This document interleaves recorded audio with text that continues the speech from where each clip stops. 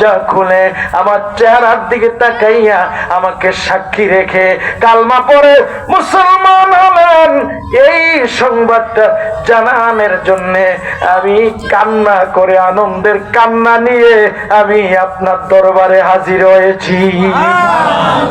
হুজুর, প্রথমবার আমি কেঁদেছি, কষ্টের কাঁদা, এবার আমি কাঁদছি আনন্দের কান্না, এবার আনন্দে আমি কাঁদছি, কারণ আপনার দোয়ার খাতিরে আমার আল্লাহ তাআলা আবার মাকে ইসলামের পথে কবুল করেছে। হুজুর, পুনরায় আমার এবং আমার মার জন্য আপনি একটু দোয়া করুন, জোরে করুন সুবহানাল্লাহ। পুনরায় আমার নবী দোয়া করলেন, কত ভালোবাসতেন মাকে।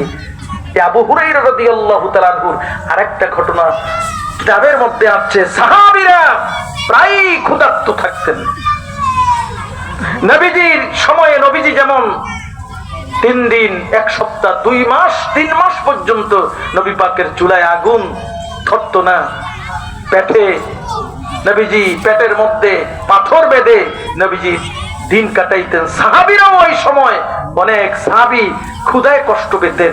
যখনই তাদের ক্ষুধা লাগতো তখন তারা নবীজির সামনে চলে আসতো, মসজিদে নববীতে চলে আসতো।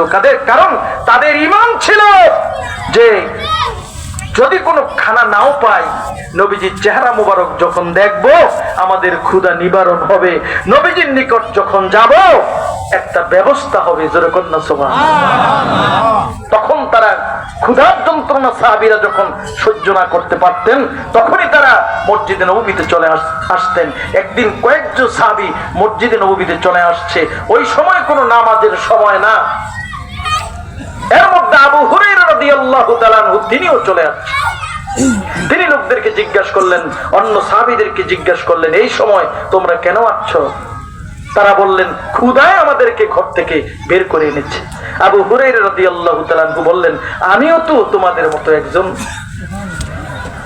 কিছুক্ষণ পর আল্লাহর হাবিব রাহমাতুল লিল আলামিন জানতে পারলেন কয়েকজন সাহাবী মসজিদে নববীতে এসে তারা বসে আছে।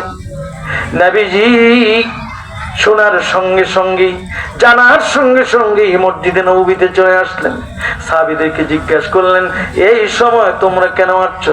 সাহাবীরা বললেন, হুজুর, আমরা ক্ষুধার কারণে এখানে চলে আসছি। ক্ষুধায় আমাদেরকে ঘর থেকে বের করে মসজিদে নববীর মধ্যে নিয়ে আসছে, জোরে কোন সুবহানাল্লাহ।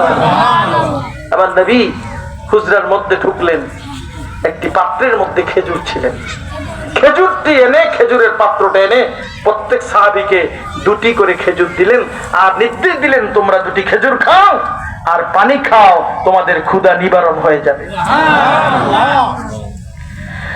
সব সাহাবীরা 2টি করে খেজুর খাচ্ছে, পানিও খাচ্ছে। আর আবু হুরায়রা রাদিয়াল্লাহু তাআলা আনহু একটি খেজুর খাইলেন আর একটি খেজুর লুকাইয়া পকেটের মধ্যে রাখলেন। রাখার সময় দিনের নবী রাহমাতুল লিল আলামিন দেখে ফেললেন।